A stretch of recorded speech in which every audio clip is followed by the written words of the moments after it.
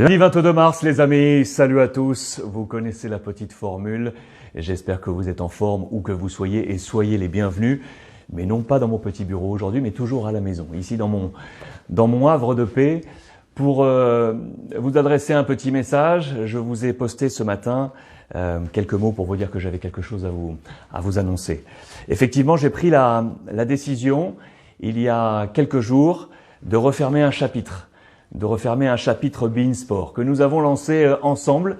C'était il y a 9 ans, en 2012, quasiment jour pour jour, nous ouvrions ensemble l'antenne de beIN Sport France. 9 années pour vivre des aventures incroyables avec la Ligue 1, la Ligue 2, l'Euro, la Coupe du Monde, la Ligue Europa, la Champions League et tout ça sur site partout en Europe et sur la planète. Je pense à la Coupe du Monde au Brésil où nous étions ensemble sur cette plage de Rio pour ouvrir ce grand rendez-vous. Je pense à toutes ces finales de Ligue des Champions au bord de cette pelouse pour sentir cette atmosphère incroyable. Je repense à l'Euro 2016 en France pour accompagner le parcours incroyable de l'équipe de France. Tant de souvenirs partagés avec vous et avec les équipes de beIN Sport, bien évidemment avec l'ensemble de la rédaction et de toutes les équipes, quels que soient les services.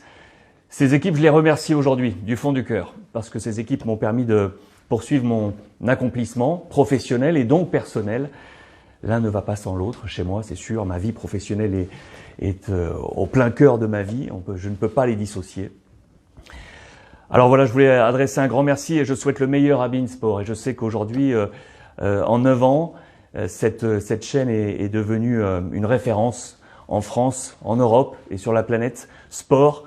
Et ça, c'est grâce aux équipes de beIN et grâce à vous, les abonnés, qui nous avez accompagnés. Je suis fier à ma mesure d'avoir apporté une petite pierre à cet édifice. Alors j'ai donc décidé aujourd'hui de refermer ce chapitre pour vivre d'autres aventures. C'est motivé par quelque chose de profond en moi qui m'a été inscrit par les miens. Les miens, c'est ma famille, ceux qui m'entourent aujourd'hui dans mon quotidien. Également mes parents qui m'ont éduqué et forgé un esprit, une mentalité, une façon de vivre, une façon d'être, une façon de partager. Je pense également à mon frère, Fabien, un petit peu plus jeune que moi, pour qui j'ai une pensée infinie. Et je voulais partager cette pensée avec vous en vous faisant part de quelque chose qui m'est très cher. Je voulais vous montrer ce petit bouquin, un petit livre comme ça, qui est signé Fernando Savater. Le titre, Éthique à l'usage de mon fils, aux éditions du Seuil. Chaque année, depuis que nous sommes adolescents avec mon frère, mes parents nous ont offert à chaque année un petit bouquin pour baliser nos vies et y inscrire leurs pensées, leur vision de la vie. Et chaque année, voilà, mon père y inscrivait en forme de paraphe un petit mot pour inscrire comme ça sa pensée, comme je vous l'indiquais. Aujourd'hui, ça a une valeur particulière pour moi parce que je vous en ai parlé. Mon père est atteint de la maladie d'Alzheimer. Mon père est toujours en vie aux côtés de ma mère, mais sa mémoire n'est plus. Donc c'est comme s'il était parti. Et sa mémoire, elle reste en moi grâce à ces petits bouquins et à ces écrits. Et vous allez comprendre pourquoi aujourd'hui je voulais absolument vous lire ce qu'il m'avait écrit en mars 94. J'avais donc alors 19 ans, pas encore 20 ans. J'avais 19 ans et je vous lis ça. Mon père se prénomme également Alexandre. Et je vous lis son écrit. Alexandre.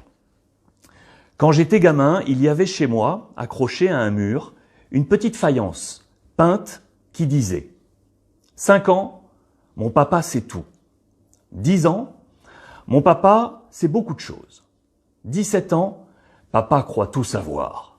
25 ans, mon père ne sait pas grand-chose. 45 ans, ah, si mon papa était encore là. J'y repense souvent en pensant à vous et à mon père. Ce que je sais, peu ou prou, je m'en sers pour moi. Mais je me dois aussi de m'en servir au moment où vous vous apprêtez à entrer dans la vie d'adulte responsable. L'essentiel de ce que m'a appris mon père tient en ceci, je cite. La vie vaut la peine d'être vécue pleinement. Pour la choisir et la réussir, il faut la réfléchir et agir en conséquence. Fermez les guillemets. C'est cela l'éthique et c'est cela que Fernando Savater explique si bien à son fils dans ce petit essai « Sois l'artisan de ta vie et sois heureux, papa, mars 94. » Sois l'artisan de ta vie et sois heureux. Voilà ce que me disait mon père en mars 94 et la résonance de ces mots est d'autant plus forte aujourd'hui parce que je salue sa mémoire, celle de mes parents avec ma mère qui l'accompagne aujourd'hui et parce qu'aujourd'hui j'avais besoin de nouveaux challenges de vie professionnelle et de vie, aujourd'hui à 45 ans, envie de passer un chapitre, d'en ouvrir un nouveau et d'aller à l'aventure pour trouver la suite de cet accomplissement professionnel. Voilà pourquoi j'ai donc aujourd'hui choisi de refermer ce chapitre Be In Sport que je salue une nouvelle fois avec toutes ces équipes. Longue vie à cette chaîne fabuleuse et j'espère pouvoir trouver moi la suite de mon accomplissement. Les amis, soyez sûrs que nous allons continuer à vivre notre passion ensemble. Ce qui est sûr, c'est que je compte sur vous.